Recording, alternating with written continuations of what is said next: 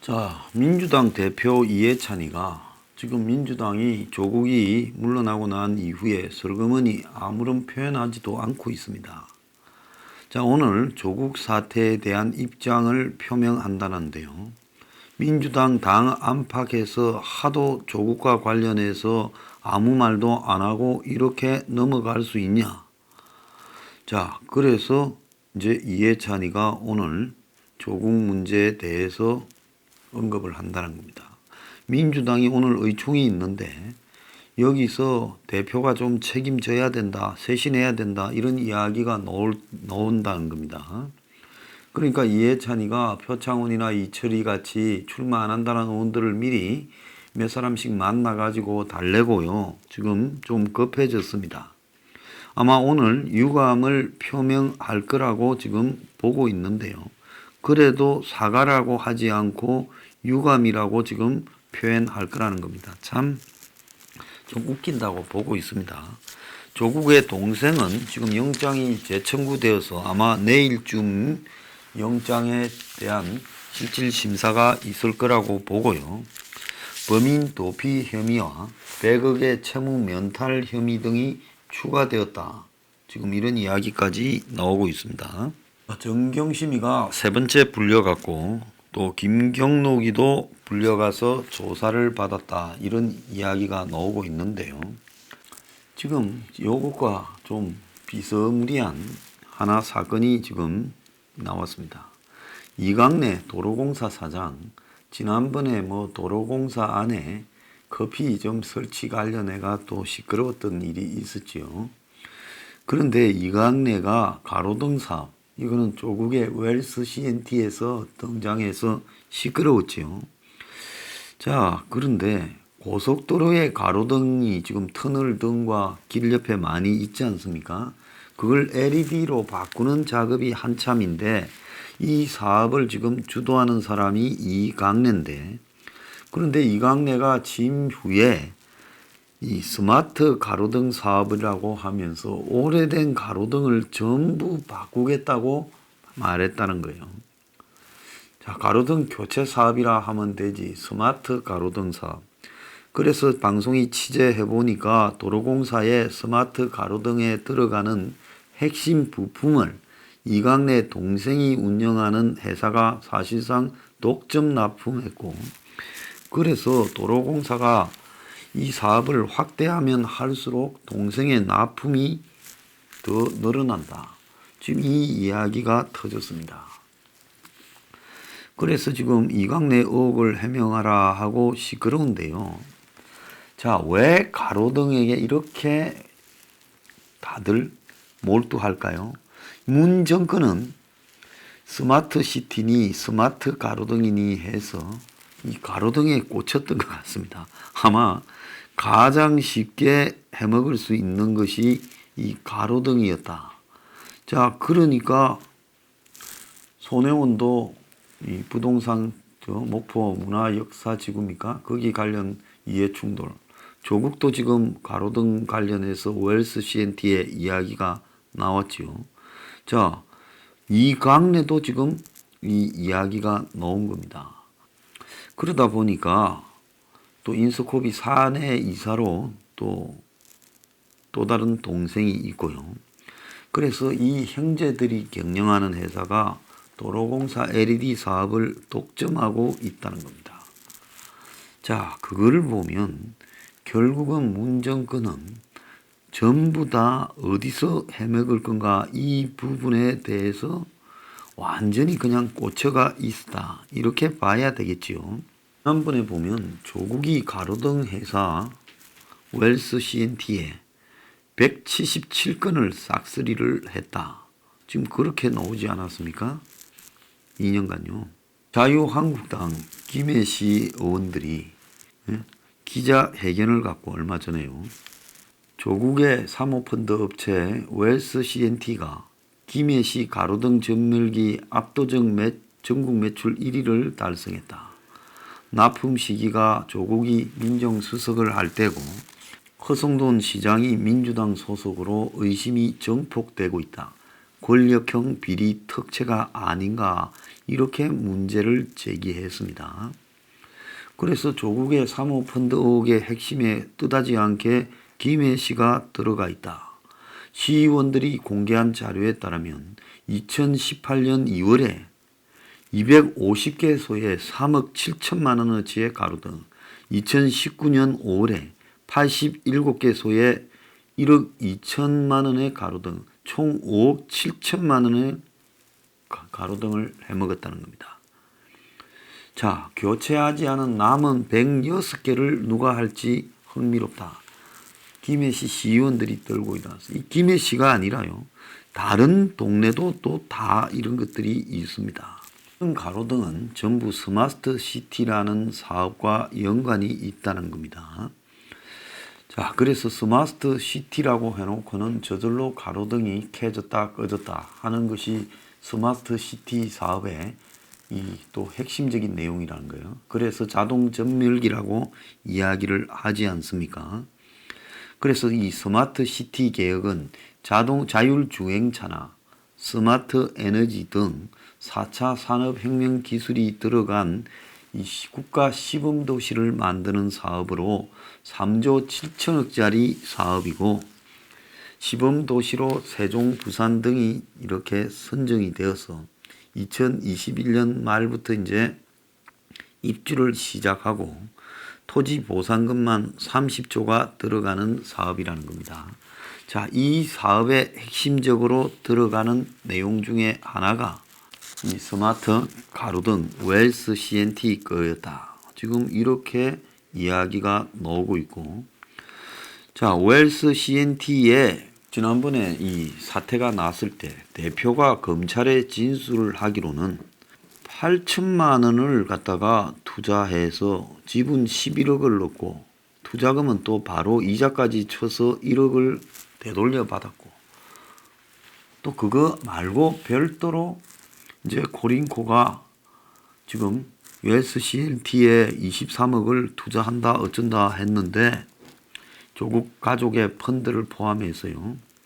그런데 실제로는 10억 3천만 원은 현금화해서 찾아가 버렸고, 사채 시장에 또 다른 돈도 실제로 또 다른 데 투자한다고 갖고 가버려서 23억을 투자해 놓고 자기가 굴른 돈은 5천만 원밖에 안 된다. 뭐 이런 이야기까지 나왔지요. 그래서 사모펀드로 투자한 돈까지 합치면 그것도 다 받아갔겠지만 웰스 CNT의 일대 주주라는 겁니다. 웰스 CNT가 조국 가족과 연루된 다음부터 2017년에 17억 6천만 원, 2018년에 30억 6천4백만 원을 수주했다. 그래서 자치단체로부터 수주한 내역, 민주당 자치단체장이 있는데서 26억으로 수주액의 83%다. 지금 이 이야기가 나왔던 거 아닙니까? 그런데 웰스 CNT는 수주도 제대로 못해가 자본까지 잠식하고 그야말로 이 완전히 그냥 문 닫을 상황만큼 어렵게 된 회사인데, 그런데 지금 이렇게 갑자기 확 그냥 수주 사업에 지금 잘 나가게 됐던 거 아닙니까? 자, 그래서 이강래 건이나 조국 건에서 봤을 때 이들은 지금 가로등 같은 것조차, 이거 정말 옛날에 실력자들은 이런 거는 추접해서 손을 대지 않던 것까지 손을 댔다는 겁니다. 그러면 조국은 이 웰스 CNT에 이 사업을 밀어주고 공짜로 밀어줬겠어요? 뭘 했느냐? 조국 가족이 웰스 CNT의 사실상 주인이 되어버렸다. 크게 돈 낸 것도 없이. 그것이 지금 하나일 거고, 또 웰스 CNT의 매출액을 이용해서 이 WFM을 우회 상장해서 큰 돈을 벌려고 했다. 자, 그뿐만 아니에요. 가로등뿐만. 자, 버스 보조금. 이거 참 문제가 많지요. 솔직히 말하면 비용 정산이 양심적으로 제대로 되거나 그걸 감시할 수 있는 시스템이 안 되는데 준공영제로 버스비 받은 거에 쓴 비용 빼서 마이너스를 보전해 주고 있습니다. 자, 이거 보전해 주는 부분은 그야말로 이 지자체, 정부 보조금이 지자체를 통해서 나가는데 이거야말로 진짜 주는 사람의 마음에 달려 있는 겁니다. 그런데 이 우국하이가 WFM에 신성교통, 제1여객, 신성여객, 한일운수 등 회사를 4개를 하고 있어요. 그런데 이 4개 회사의 보조금이 말입니다. 2013년에는 33억, 2014년은 33억, 2015년에는 2개 회사 신성교통 제1여객이 제로 돼요. 그리고 신성여객만 5억 5천입니다. 그러니까 2016년에는 이 4개 회사를 합쳐서 10억만 나갔어요. 그런데 2017년에 졸지에 신성교통이 그야말로 133억을 지원받습니다. 133억을요. 1억 9천만 원 지원받던 회사가 133억을 지원받아요. 2015년에 5,500만 원 지원받고 2016년에 이 4개 회사가 이제 10억 1천만 원을 지원받았습니다. 그리고 그 중에 신성교통은 1억 9천만 원을 지원받았어요. 그런데 2017년에 조국이 민정수석이 되고는 이 4개 회사에 2,218억 4천만 원이 지원이 되고 신성교통만 1억 9천 받던 회사가 133억을 지원받습니다. 자, 이렇게 확 늘어버렸다는 것은 뭘 의미하는 거겠습니까?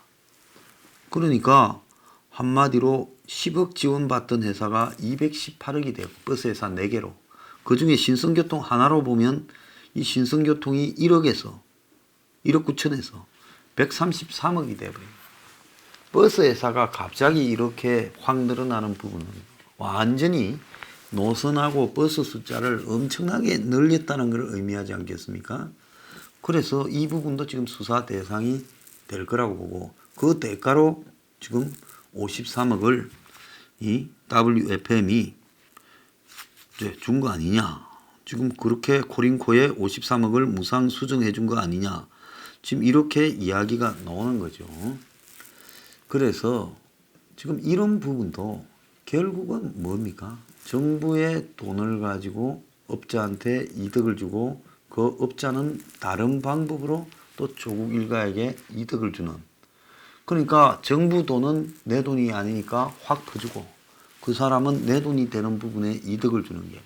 그게 웰스 CNT에서도 마찬가지로 지금 나왔잖아요. 정부 돈으로 가로등 사업 다 따게 해주고 대신에 내가 그 회사 주식을 샀던 돈은 다 돌려받으면서 회사를 소유하게끔 하는. 그래서 지금 이런 일들이 곳곳에서 지금 벌어졌다라는 겁니다.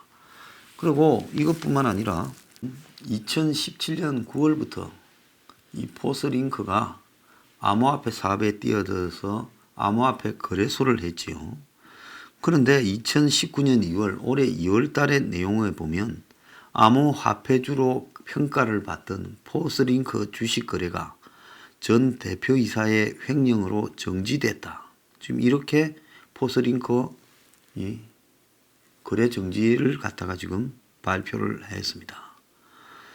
자, 남부지방검찰청 공소장을 확인한 결과 포스링크의 전 대표이사 전 회표와 등기 임원 유순열이 17억 5천만 원의 횡령을 했다. 이렇게 돼 있는 거예요. 이때만 해도 이 포스링크가 조국 관련 가족과 연관되는 회사인 줄 전혀 몰랐죠. 근데 사실은 아큐빅스란 회사를 포스링크로 이렇게 바꾼 거 아니에요. 그래서 한때 암호화폐주로 각광을 받았고 2017년 블록체인 플랫폼 보안인증 솔루션 관련 암호화폐 거래소 용역 매출이 13억이었다. 이렇게 이야기를 했던 회사입니다. 그래서 이 남부지검이요. 지금 조국 수사팀에 합류해 있는 남부지검의 금융수사부에서요. 포스링크에서 벌어진 이 횡령 주가 조작에 대해서 쭉 수사를 해왔습니다. 그런데 이 포스링크라는 회사가요. 코링코가 처음으로 투자를 한 회사입니다. 포스링크 전 회장 이모 씨라는 사람은 2015년 7월에 당시 아큐픽스라고 포스링크의 전임 회사명입니다. 이 회사의 최대 주주로 들어와서 경영을 맡았다가 1년 만에 회사 돈 수십억을 해외 신사업을 한다고 페이퍼 컴퍼니로 빼돌렸어요.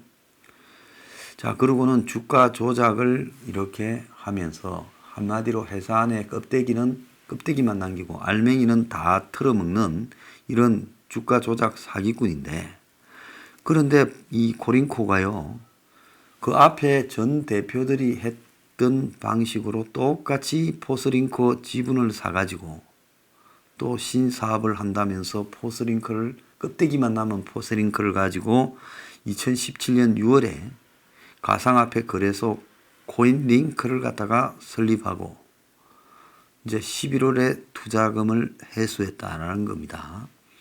그래서 이 전형적으로 껍데기만 가지고 그야말로 그걸 이용해서 코스닥 상장회사니까 돈을 빼먹는 방법이 지금 이번에 조사에서 드러날 거라고 봅니다. 그래서 이 코링코가 가상화폐, 코링코가 레드코어 밸류업 1호 레드 펀드를 가지고 2016년 8월에 유상증자를 통해 아큐픽스 코스닥 상장사 주식을 25억 원어치를 사들여가 회사 이름을 2016년 11월에 포스링크로 바꾼 겁니다. 한참 이제 탄핵의 와중이죠.